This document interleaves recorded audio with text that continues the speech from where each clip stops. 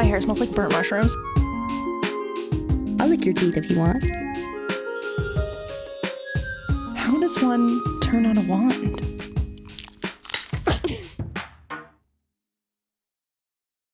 Welcome.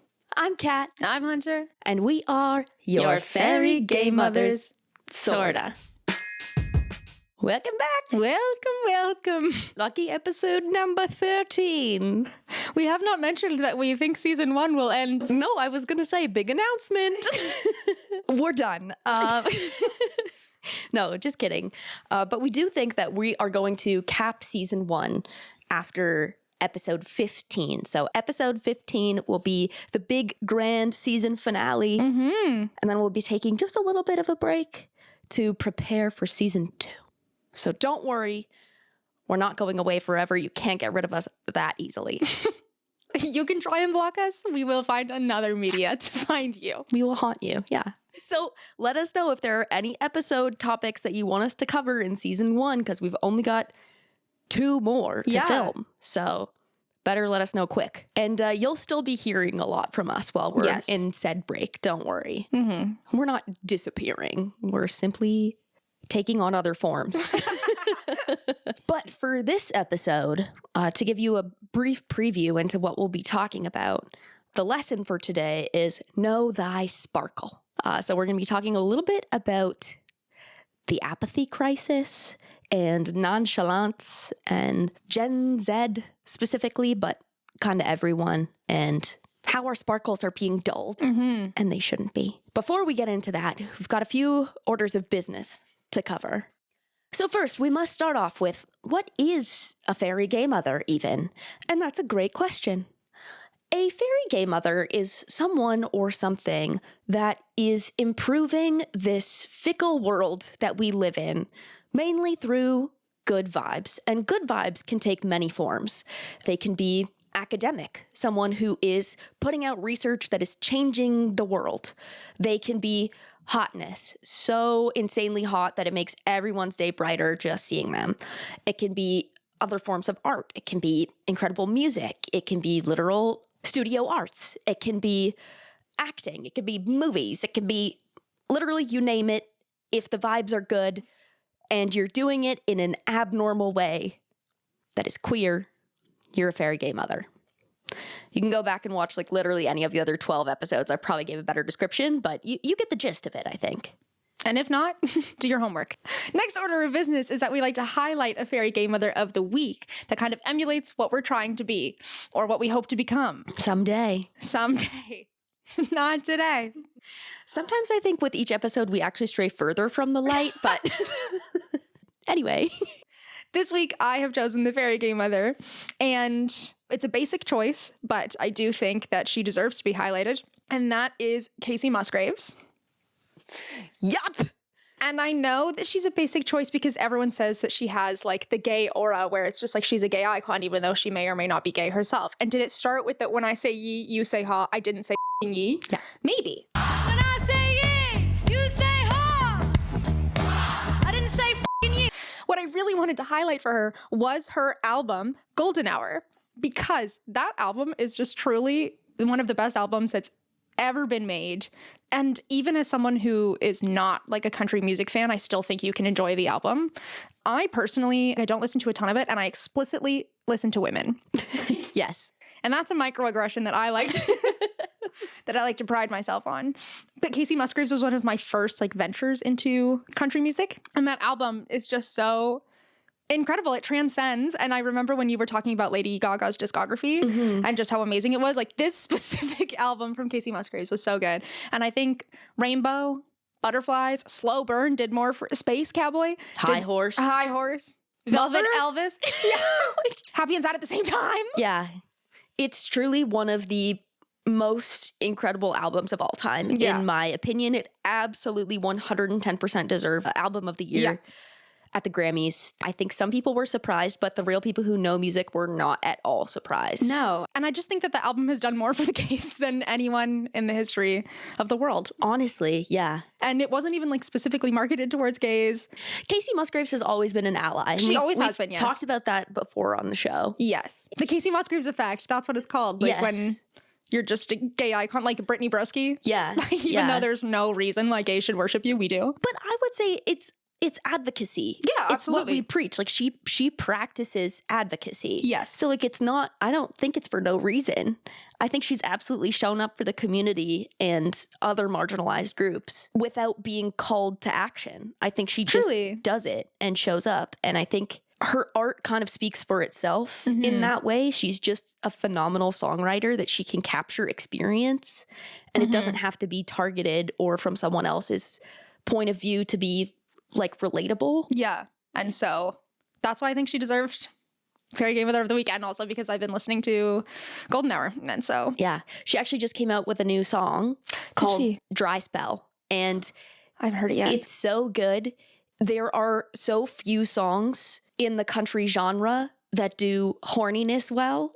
And Casey Musgraves is absolutely one of those artists who could do it. And yeah, Dry Spell, great song. Go check it out. I'm going to have to listen to it right after this. Yeah. Excellent work. Anyways, that was all. Like I said, I know she's a basic choice, but I just don't think we've highlighted her yet enough. And go listen to Golden Hour. Listen to her whole discography. Yeah. I also Deeper Well. Yeah. I've been listening to her since I was 13 years old, and she is just so good. No one has ever captured my family in a song like Casey Musgraves with Family is Family. Mm-hmm. In church or in prison. You get what you get and you don't get to pick them. Yep. All right. Next order of business. Occasionally we do our Hinge Cringe segment, and Hunter has some exciting follow-up from last week's do. Hinge Cringe segment. So if you didn't listen last week, we're going to find you later. But I talked about trying to be a matchmaker for my straight guy friend and my straight women friends. Singular, plural. Anyways, one of my dearest friends that I hold closely to my heart, and I will tell you his name, but you'll need to bleep it out. Yes. He messaged me and was like, listen to your podcast as I do on Friday mornings. I need you to be so honest. Was the man you were talking about me? And I was like, I would never call you a friend of a friend. Like, this is someone that I would consider my friend. Yeah. And he was like, well, how many straight male friends do you have, Hunter? I had to know. It was I was going to say, I thought it was. and he's so handsome. In fact, I'm going to put a photo of Dwayne The Rock Johnson right here.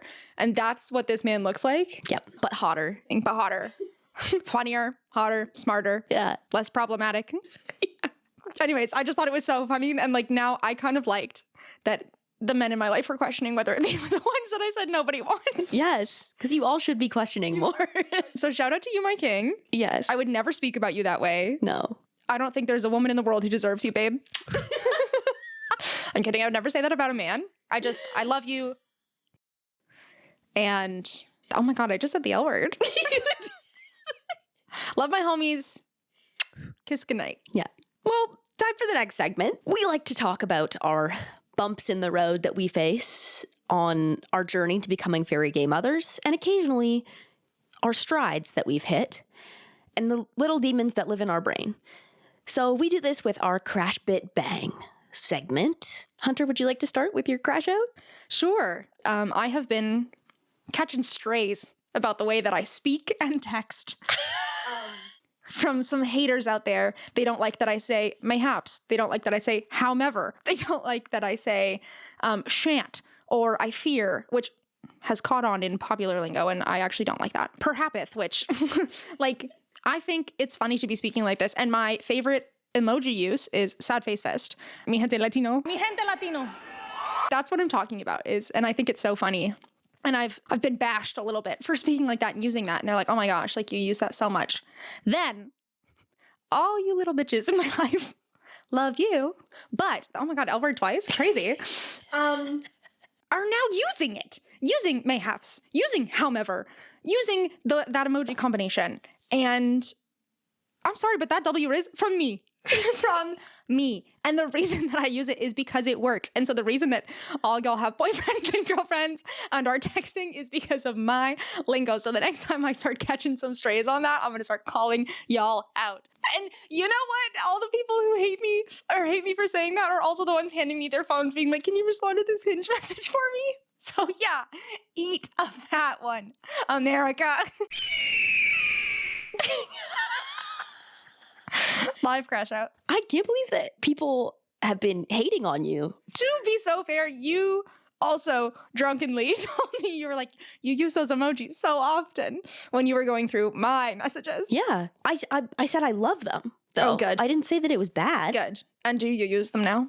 Of course I do. Thank you so much. Yeah. That's why I was saying that I can't believe people are hating on you. Thank because I you. think those things are incredible. Thank you. And I think I'm teaching the people. No, I think that you deserve credit. Thank for you so all much. Of those I might things. not be great at matchmaking, as we have learned, but I am improving everyone's texting game. What's your crash out? My crash out. So, as we have like alluded to in the past, typically I have been the one doing the editing for the episodes. But with the previous episode, Hunter was like, I'm taking it on, and did all of the editing. And I was like, oh my God, okay, I'm going to write, because that's something that I have not been prioritizing whilst editing.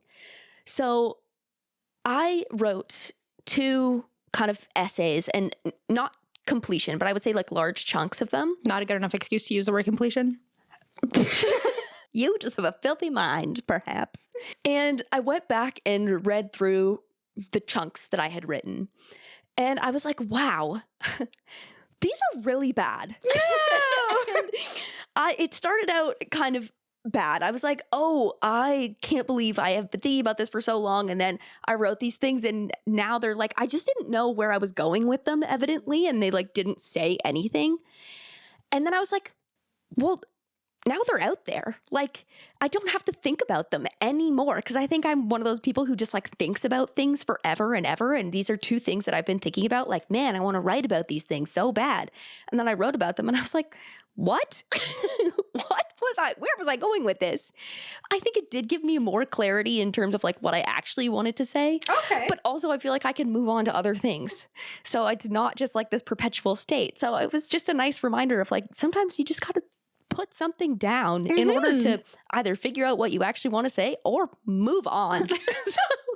Okay, Kat's also the type of person though to be like, oh, it's so bad. And then you read this like Nobel Peace Prize winning piece of scholarly work and you're like, awesome. If this is your bad, like, we're in trouble.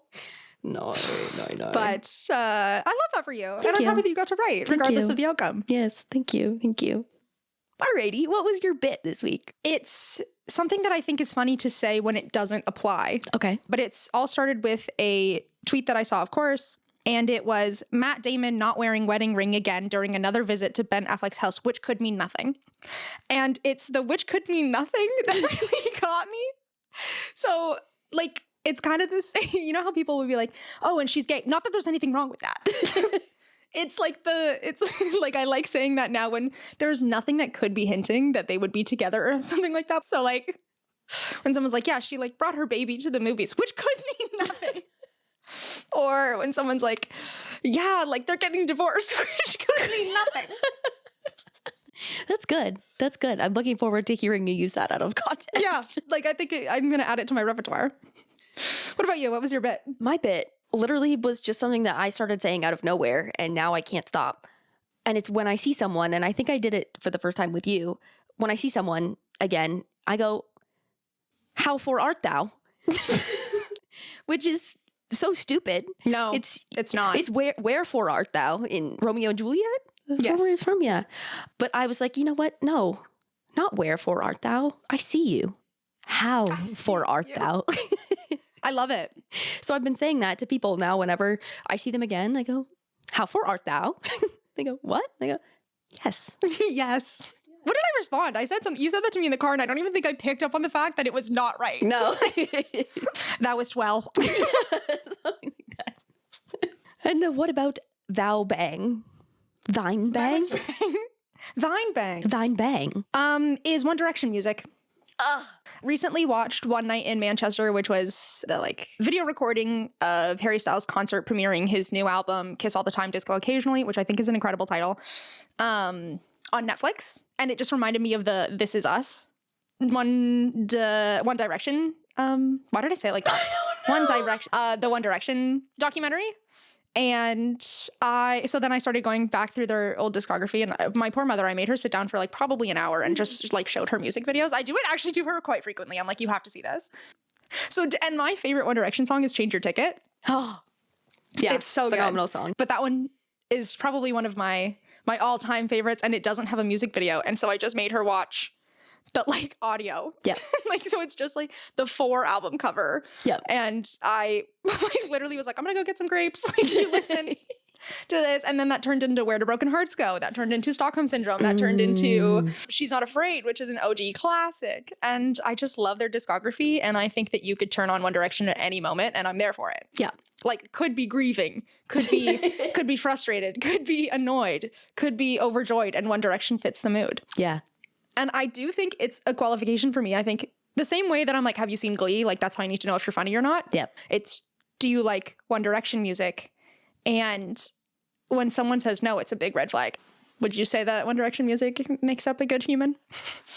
Absolutely. But it depends, I would say, on your like choices. On your choice? What would be your choice of your favorite One Direction song? Favorite One Direction song?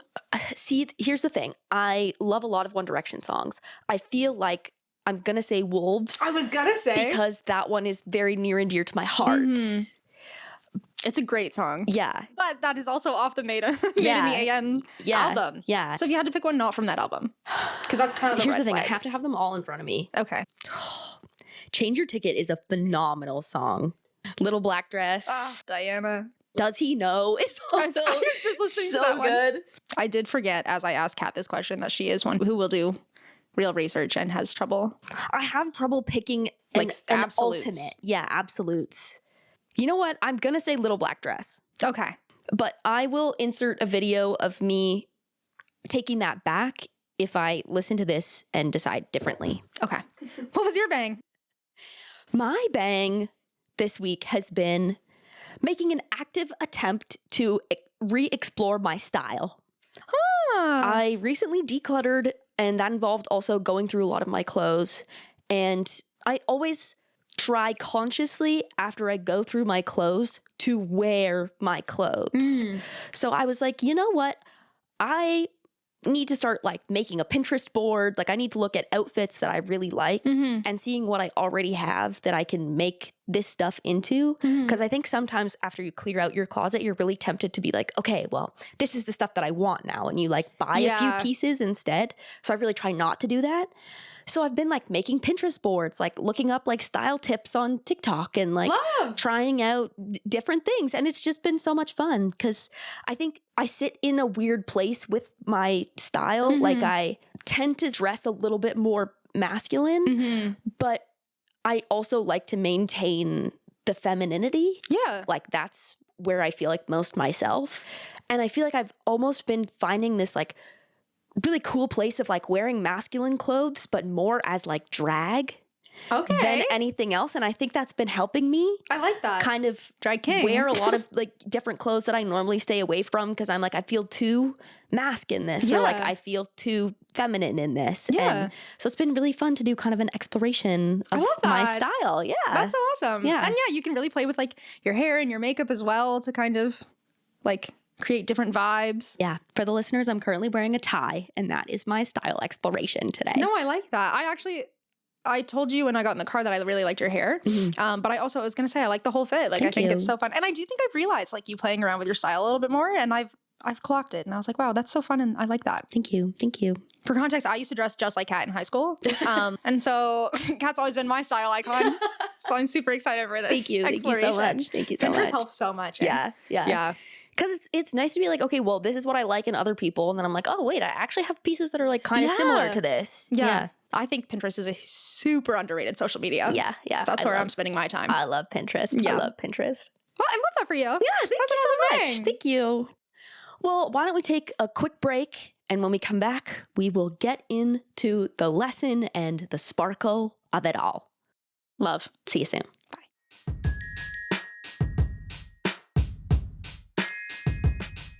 Welcome back. Welcome back. We are two halves of a whole mess today. I fear there's one brain cell, half of a brain cell bouncing between the two of us. Yeah, at a rapid pace. Yeah. Can't hold on to it for longer than about a second each. No, and I fear I ate the other half. Well, as we stated, the lesson for this week in the self-imposed curriculum is know thy sparkle. Sparkle. And essentially, we wanted to talk about this because I was inspired by a TikTok that I saw from What Zara Loves. And she's on Instagram, YouTube, a few different platforms. And she does short form and long form videos. So I saw this short form video that she did on TikTok. Essentially, she is talking about numbness and how femininity is becoming kind of ingrained and intertwined with this notion of numbness. So she talks specifically kind of about Rachel Sennett to start with, who is an actress, comedian, star of and writer of I Love LA. But she is also very well known for being like kind of monotone, very put together, and always talking about beta blockers. I look in the mirror and I go, take that beta blocker, girl. Swallow it down and lock it. Numb is in. Which are essentially things that just like make you feel less anxious. Can't say I know much more about beta blockers than that. Can't say I've taken one, but No. And anyway, she starts it there, but she connects it to kind of the rise of plastic surgery, the nonchalance that people tend to be obsessed with today. Botox. And even in some ways like GLP-1s and the suppression of figure in some sense and like keeping women docile. And I thought it was a really interesting take. Everyone should definitely go check her out and listen to what she has to say because you will definitely learn a lot. But it made me think of a lot more culturally, I think, than just femininity. Mm-hmm. It made me think of, I think, generationally, Generation Z is kind of an apathetic generation. And we are called also the loneliest generation. And I think that has to do a lot with this culture of apathy that's pervasive right now.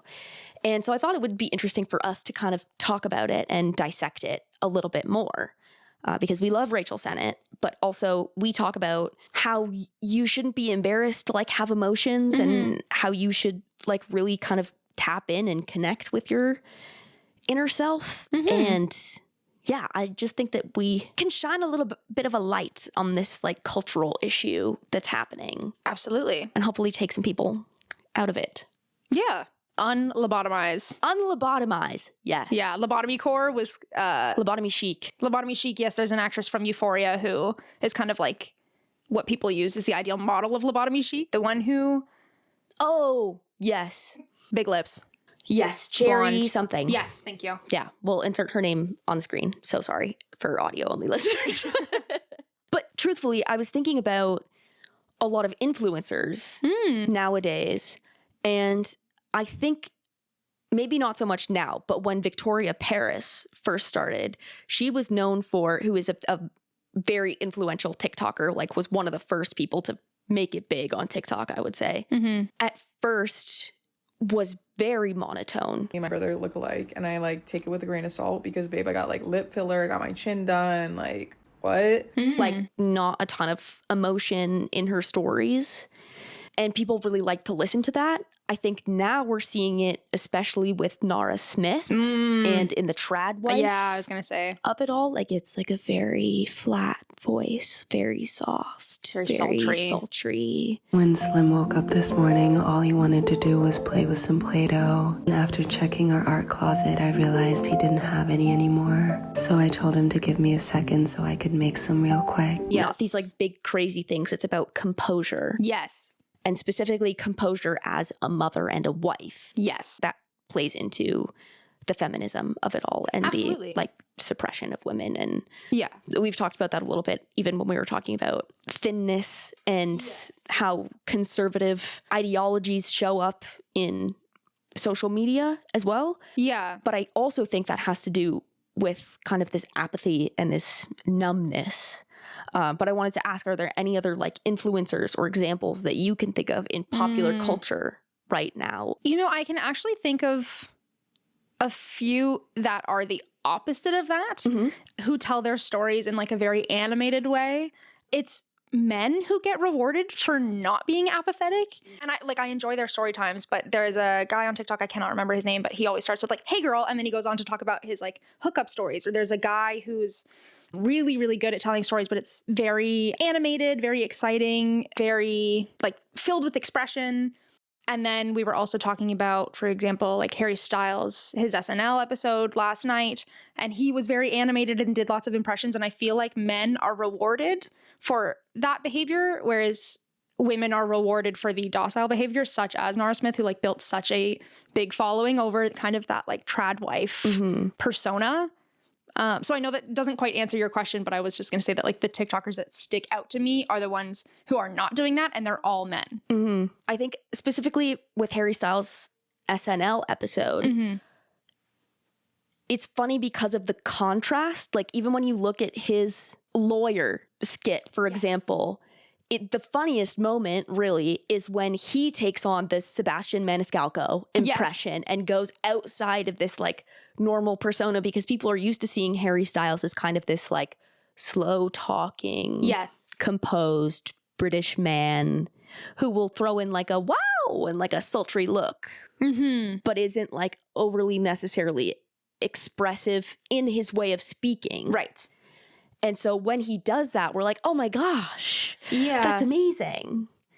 But I don't think there are a lot of women who have that in the same way. Yeah, like I just feel like in general, we reward men for not being nonchalant. Like, and I think when men go against the patriarchy, women are specifically impressed and or like happy about that. And so I understand why men get praised for that, and why people like celebrities like Milo Manheim, who's quite animated, like he's praised for his kind of presence. Hudson Williams, who's very animated, like he gets praised for that.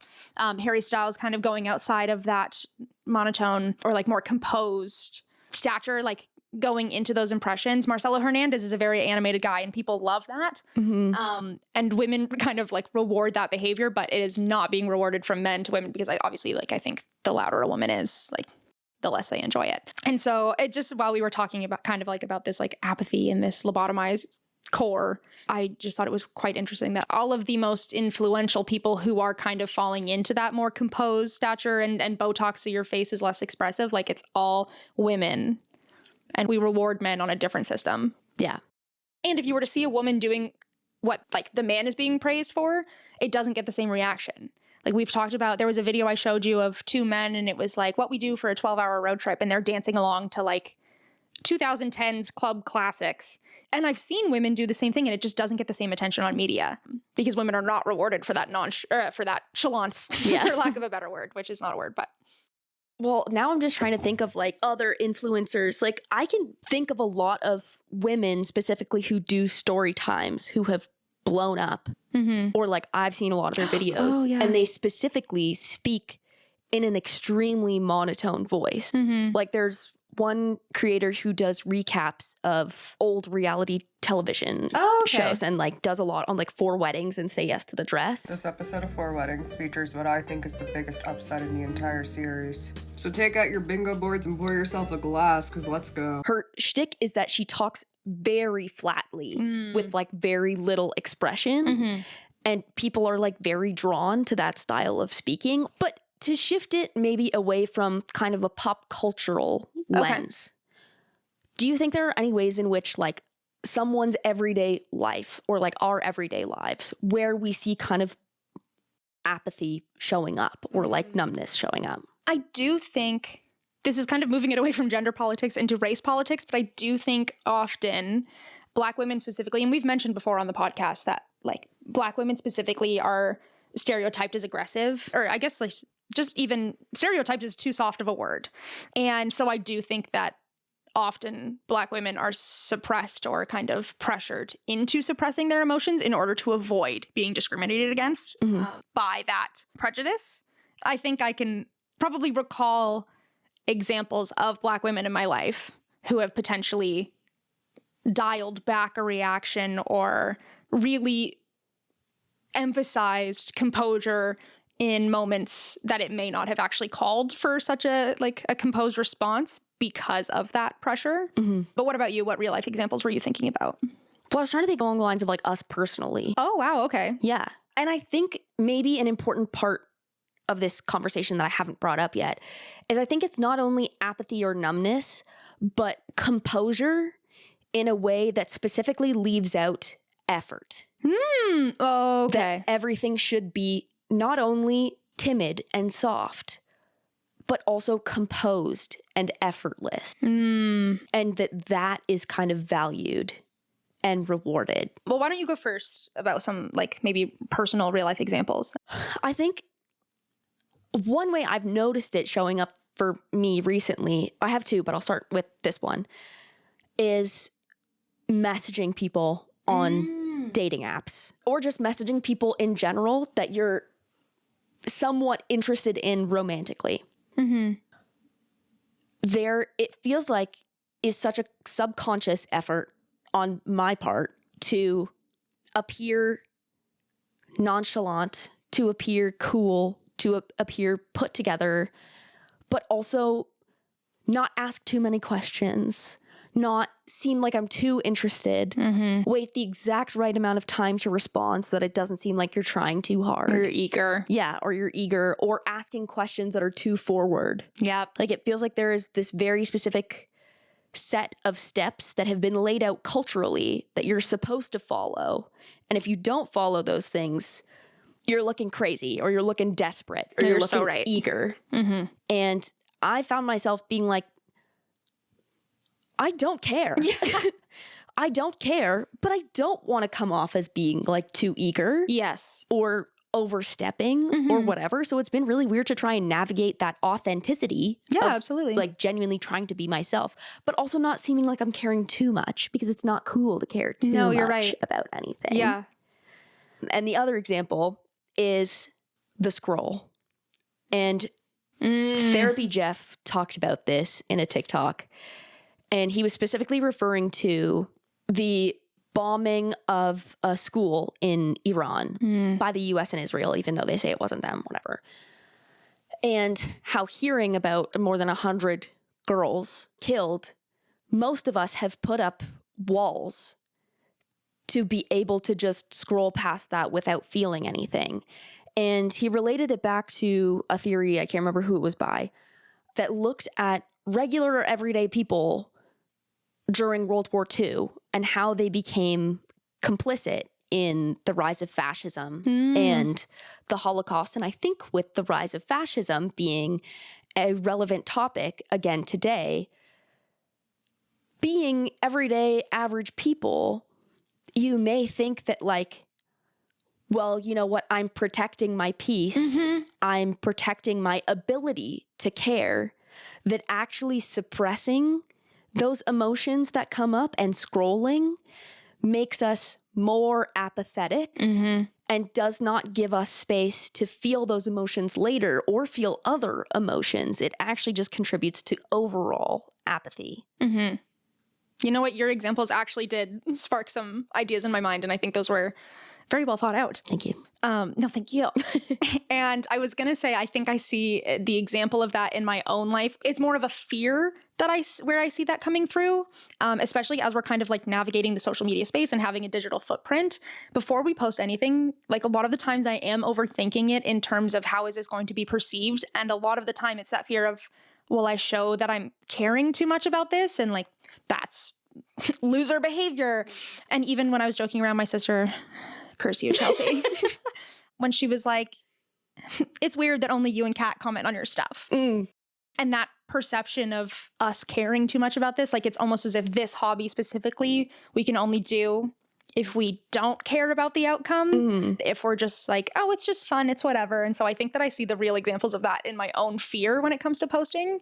And then the other thing I was going to say is that when you were talking about Therapy Jeff and that his response of it, I do think actually I struggle a lot of the times and I do get publicly shamed for it. I like to talk about social justice issues sometimes, specifically gender discrimination. I'm really interested in that. I'm really interested in the patriarchy and how it kind of affects our day-to-day life. And I talk about it a lot in my home because there's plenty of men in my home. So I don't think that they necessarily have the same perspective that I do. And then the only women are me and my mother, and we were born and raised in different generations. So I think that there's different societal pressures. Anyways, I like to talk about it a lot. And I do get negative feedback from that you're so angry or you're so negative or like, why does this matter so much to you? Or this is an overreaction, not necessarily just from my family, but from anyone that I talk about these issues with. And there's that fear of being slapped with the label like social justice warrior. Yeah. And how much kind of like hatred there is in that. And when you get down to certain politics and certain things like that, certain issues, it is life and death. Like for some of these issues, such as that, like bombing in Iran, like that is actually horrific, and we should be outraged and we should be, devastated and all of those like really intense emotions. And sometimes I think that when you're sitting too in this, like in the specific seat of privilege that I have, I almost feel helpless sometimes. Like, what am I personally supposed to do? And so I do think people use apathy as not only like a coping mechanism, but as a way to handle that and be able to kind of keep moving forward with your life. And I think I've had plenty of conversations where I'm like, hey, the world is actually burning. Yeah. And everything is really bad. Like, how am I supposed to go do my 9 to 5 when I know that this is happening? And I think apathy is a way that we all kind of control that in ourselves and can convince ourselves to keep participating. But I think that you're right that apathy and control and composure is what stops real change from being made. Yeah. And there were kind of two thoughts that led to this next bit that I want to talk about. And one is looping back to kind of the Rachel Sennett of it all. Someone commented actually on that original post saying like, I think Rachel Sennett has an anxiety disorder and that's why she takes beta blockers. And it got me thinking like, I don't think specifically when it comes to Gen Z that the apathy is for nothing. And so when it comes to talking about politics and global issues and stuff like that, I wanted to do research on the anxiety rates of this generation. And we've talked about that a little bit before in some other episodes, but I pulled up some stats that I thought were very interesting and I think help to illustrate why our generation turns to that as a coping mechanism, but also what the dangers are in a little bit more detail. So there's an article by Anderson et al. From 2024 that's titled Contributing Factors to the Rise in Adolescent Anxiety and Associated Mental Health Disorders. And they talk about a previous report that found that only 47% of Gen Z members aged 12 to 26 consider themselves to be thriving, compared to 59% of millennials, 57% of Gen X, and 52% of baby boomers. And part of that staggering number may be explained by the fact that Gen Z is more likely to report mental health concerns. So we are more open about that. But that is a staggering discrepancy. Yeah, absolutely. From 47% as the youngest generation to 52% as the oldest generation. And that doesn't seem like a large percentage, but when you look at the actual numbers, that is, when you consider the demographics, that's huge. That's a lot of people who are saying that they are not thriving. Yeah. And another quote from the article is that according to a study examining changes in medication usage between January 2016 and December 2022, the monthly antidepressant dispensing rate for children, adolescents, and young adults aged 12 to 25 years increased by 66.3% in the defined time period. That's a huge jump. Yeah. And that roughly 30% of adolescents will experience an anxiety-related disorder, a statistic that is continuing to rise, and the rate of hospital admissions for suicidal teenagers has doubled over the past decade. And they go on to point out that it's not a generational issue, it's about the system at large, and that the problem itself is a culture that doesn't value what we need to thrive. So when you're talking about how hard it is to get a job, how terrible the economy is, but also the pandemic plays a huge factor in this. And I mean, I did my undergrad in media studies, and a large portion of what you learn in your first year is that technology creates a lack of feeling. and the more mediated something is, so literally the more media that is between a person and the thing that they're watching, the less connected they are to that. So having almost 2 years where a generation in their formative years was physically removed from so much and having to grapple with that, I think there's a genuine problem in feeling those emotions, but also living in the age where everything is digital and everything is globalized. You're seeing a billion times more of the world's atrocities right in front of you. Absolutely. And no one teaches you how to deal with that stuff. So I think we sit at a really interesting axis. Yeah. Where people weren't saying it was unprecedented times for nothing. Like, truly, we had no precedents for experiencing all of that. And Absolutely. 6 years after the world shut down, it was literally just the 6-year anniversary, I think, the other day. It was, yeah. I don't know that we have reckoned with or acknowledged the lasting facts of that on this generation. I agree. And helped to try and recreate a lot of that community outside of the digital sphere. And I think that's a lot of what we're seeing when it comes to apathy is a misunderstanding or not knowing how to deal with those feelings or thinking that that is the only boundary in order to grapple with what we're seeing on our screens. Absolutely. Yeah, I studied sociology in school. And actually one of my greatest friends from university, Nicole, was talking about how there's a big, I can't quite remember the phrase that was used, but it's like sociology burnout, like lots of people who are in social work and sociology who are being bombarded with the world's problems and also kind of being in a position of helplessness where it's like, well, how do I help? Especially from 2 to 3 screens away. There's that burnout of feeling helpless. And I feel like that could potentially, that apathy could be a response, or even that burnout manifesting in a, you know, in a different way. But I think that maybe we don't necessarily have a way to process trauma and emotions in a healthy way. Like it's hard for us to lean on our community and to prioritize things that do bring joy or contribute to thriving because we don't have the tools anymore. We don't have the skill set. Yeah. And I think you're totally right. I don't think we've done anything to necessarily like mitigate that. Yeah. And that's actually a really good point. There was another article that I pulled from Time magazine in 2022 titled, "It's Harder Than Ever to Care About Anything." And I think a lot of it is really still relevant to how the world is today in terms of that apathy that we were talking about. And it says like a lot of people feel like the things that once mattered don't matter, at least not in the way that they did before. And the article talks about that being kind of a lasting effect from the pandemic, that, you know, there are these core things that really matter in life. But when you take out everything outside of those core things, it takes a lot of the meaning and the hope and the joy out of life as well. And that we haven't spent the time to rebuild a lot of those systems.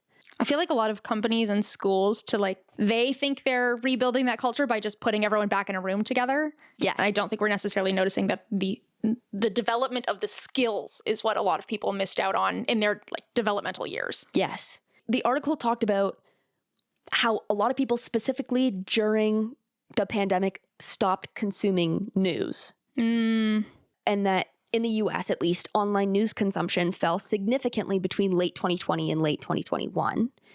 But also that like people became disinterested in things like the Olympics that normally provided a lot of like community building and hype. And that they also related it to cigarettes becoming cool again. That it kind of goes with that nonchalance. You're so right. The literal like nicotine in the cigarettes making anxiety easier to deal with. And how it also became a real experience of individualization. People were left feeling like, well, nobody cares about me. And everyone getting so much in their own space that they lost some of the ability to care for others. And I thought that was interesting relating to the statistics that we talked about Gen Z with depression and anxiety. And the article notes that being happy and feeling more energized can actually have benefits for how people conduct themselves, being concerned with other people. So those who experienced more positive affect in the past month were actually more likely to be concerned with a variety of issues. And most importantly, they were more likely to take action to do something about it.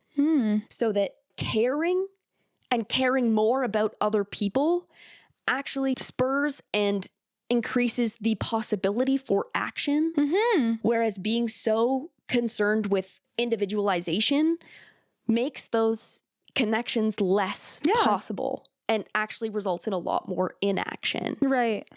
And I think also Gen Z is a very therapized generation. And when it comes to protecting your peace, that seems to be a big thing. And prioritizing self-care. Yeah. I think self-care becomes an excuse to not participate in community. Yeah. I'm going to say this and then I'm going to add a caveat after. Okay. I think if people made more of an effort when they feel exhausted or overwhelmed or really alone, for that to be the most critical time to reach out to a cause that you care about or your community. Right. That can be a cause within your community. It can be literally just like connecting with friends. Yeah. And I wanted to add a caveat because I think when we talk about the cultural factors that contribute to this, work-life balance right now is pretty much non-existent. Right. And when you spend all your time working, you have so little energy left. Yes. And so little mental capacity left. And that is also a reason why I think our generation reports such severe mental health concerns is because we've been told that a boundary to set in order to preserve your mental health is to focus on yourself. Yes. Whereas we have not been taught the benefit of caring about other people for your mental health. Yeah, agreed. Because it's been shown that there are insane benefits, like improved mental health outcomes, when you reinvest that time in friends, in family, in community building, in causes that you care about. Yeah, absolutely. And instead we're like, nah, like I'm prioritizing self-care, like I'm protecting my peace. Yeah. And so we all end up extremely isolated and extremely lonely. Yeah, I think that saying has risen in popularity. Like, if you want a village, you have to be a villager. And I think you're right. I think that there are some positives to prioritizing your peace and your well-being and practicing self-care. And I think we've probably taken it too far and are now using it as a crutch sometimes to get out of participating in the community. And you have to kind of make yourself available to participate in the community if you want to be able to lean on them afterwards. Yeah. And I think that there's a fine line between, you know what, I'm mentally not in a spot to be able to provide that for you because I'm not doing well myself, and commuting sounds like a lot of work. So I'm not going to do that. Or, you know, like, oh, that sounds stressful and I'm going to protect my peace. Yeah. No, I think it's very easy for people to put themselves at the center of their universe. And absolutely, I think that there's times when that is relevant, but I think we tend to become hyper individualized when we do that all the time. Yeah. And I think you're totally right. I think COVID kind of put us all in a position that we were the center of our lives because we were the only people we were hanging out with. Like, it was me, myself, and I. Yeah. And it probably stripped us of the understanding and skills required to maintain community relationships and build that support system for yourself and be part of a support system for someone else. Yeah. All right. Well, let's take a quick break. And when we come back, I want to talk about the queer community and our role in all of this. So stay tuned for gay news.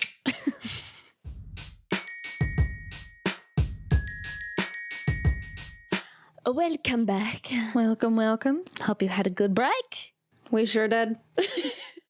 So, where I wanted to kind of wrap up this episode before we get into the how to make sure you maintain your sparkle is where I think queer people can sometimes fall into apathy or a dangerous lack of feeling, maybe. Okay.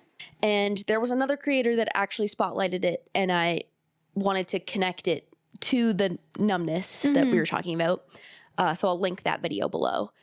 But they were talking about yearning and how yearning as an emotion is not productive. That yearning without action is simply sitting in your feelings and a very individualizing, isolating experience. And they acknowledged absolutely that, like, as queer people, a lot of that inaction comes from literally not being able to act on it, Right. whether culturally or legally or for whatever other reason.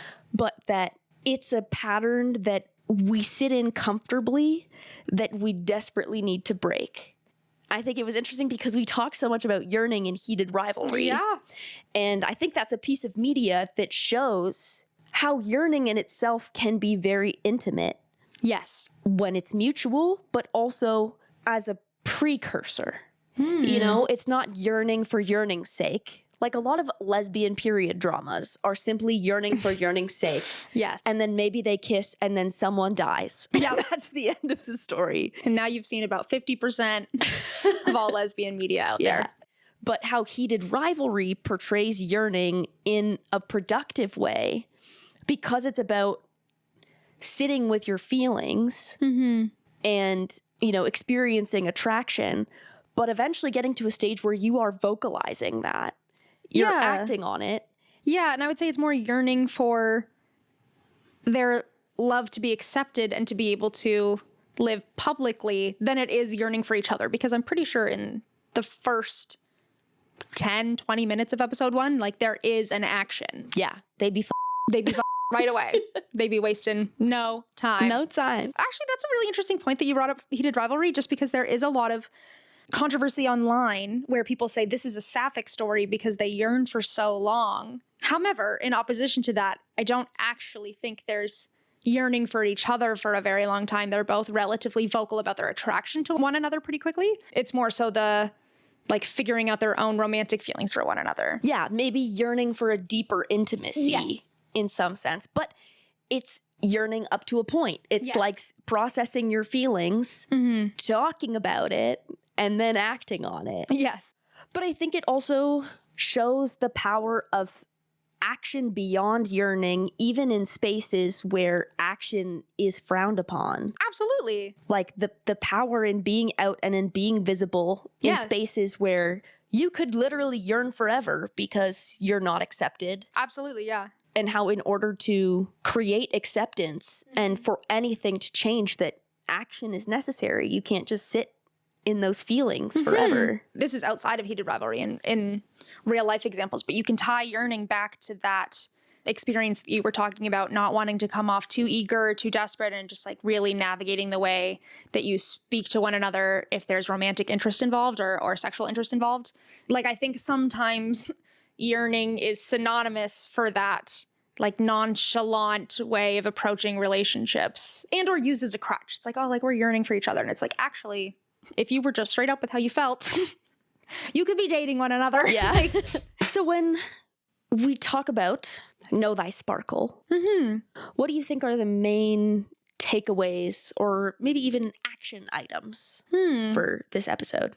I think this episode honestly kind of goes into a lot of what we've been saying. And it's just kind of another facet of that conversation of being yourself loudly, taking up space, and kind of rejecting the negative perceptions of being yourself and liking things loudly and rejecting the embarrassment or the cringe of it all. I actually saw a quote from a poem that I saw, not to be gay, but no homo. None taken. It's kind of like a sweet way, I think, of wrapping up.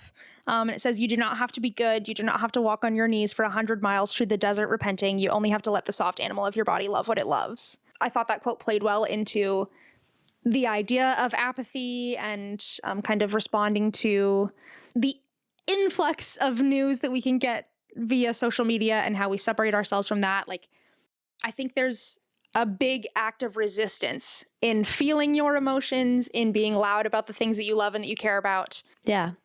Like that article said, happy people have the most capacity for helping others, and being happy is what leads to action, right? So the more that we, to some degree, like we know there's only so much you can do about like anxiety disorders. And Yes, and there's nuance in mental everything health. that we talk about. Absolutely. But being able to prioritize and experience joy also helps to alleviate the suffering of others, Absolutely. like through action eventually. So Yeah. yeah, I think exactly. That's quotable. Yeah. I liked that. Prioritizing joy, I think, is very important. And if you think of the systems of oppression, this is not an original idea, but if you think of a lot of the systems of oppression that are in place in society today, experiencing joy is like a radical political act. When you look at the patriarchy and when you look at like homophobia, racial discrimination, like feeling that joy, feeling your emotions loudly is exactly what they don't want. And so it's such an act of resistance to allow yourself to reach those emotional depths and then to share it with others. And in a similar vein, I think allowing yourself to feel outrage and to feel hurt is very important, specifically when it comes to news. I think that those emotions are what keep us human. Yeah. And what allow us to acknowledge and take action against the violations of others. And I think that that's essential in the preservation of democracy. When we're talking about the political times right now, and, you know, if we look back through history and we're constantly asking ourselves like, oh, how did people allow this to happen? It feels like we are very much in one of those moments in the present time right now. And the way to counteract that complicity is to be outraged, to be loud, to be hurt, to be upset, and to try and avoid the scroll when you can. I think prioritize expressing those emotions outside of social media is maybe a good first step. Yeah. And this is a personal thing, so it's okay if you don't want to do this. This goes back to the Botox that we were talking about earlier in the plastic surgery. Take a minute to love your laugh lines and your crow's feet, okay? Because I think that those are two signifiers, indicators of the human expression of emotion, and they get such terrible raps for being ugly and showing aging. And I think the more that we learn to appreciate those things about ourselves, the more we genuinely experience emotion. And I don't know, those are just two things that I've thought of about in the last week, is like people hate their laugh lines and they hate their crow's feet. And I think those are two of the most beautiful marks on people's faces, because they show that you've like lived a life full of emotion. And what is more beautiful than that? That's so kind. Because I struggle with, I sometimes hate my laugh lines. And I don't know if it's necessarily like aging. I'm just like, why is that not smooth? Like my skin or whatever. So that's so nice. Oh my gosh. I love laugh lines. Happy to hear you like them. Yeah. Yeah, I think there's a trend going around right now that's really sweet. And it's like, I'm whatever age, why do I already have laugh lines or smile lines? And then you swipe and it's like, because of this reason that's making me really happy. Yeah. What is life about if not joy? Right? What is life about without laughter? And being gay. And being forget. Never mind. Was there any other thoughts that you had on today's lesson that you think are worth sharing? I don't think so. I think we maybe went a little bit all over the place. Yeah. I think it's because this is an issue that runs deep. Absolutely. And there's lots of different conflicting factors and intersectionality that could be analyzed. And we only touched the tip of the iceberg. Absolutely. I also think it's okay if we go a little out of order and figure things out for ourselves as we go along. That's what being a fairy gay mother is in training. Exactly. I was going to say earlier is that I think that I couldn't think of any examples of like influencers who are apathetic because my algorithm knows that I don't with that. I think that's why I personally try and be as chaotic as possible. Yeah. Is to remind people that just because someone edits out all the chaos from the videos of their lives doesn't mean that they don't experience chaos. And I think chaos is necessary. Yes. It's a necessary evil. Disrupt. Exactly. Chaos is a necessary disruption. Yes. To create change. To create change. And that's why I jaywalk. I simply can't do that. I think I was hit by a car in a past life. Well, what was your favorite moment of chaos from this episode? Was there a favorite point that we made that is going to stick with you, or was there something we missed that you thought of that you want to share with us? Let us know if you had any thoughts or threats, as always. As always. Alrighty. Well, thanks for tuning in. And we will catch you in the next one. All right. Bibbidi bobbidi bye. Sayonara, amigos. I used to think sayonara was Spanish.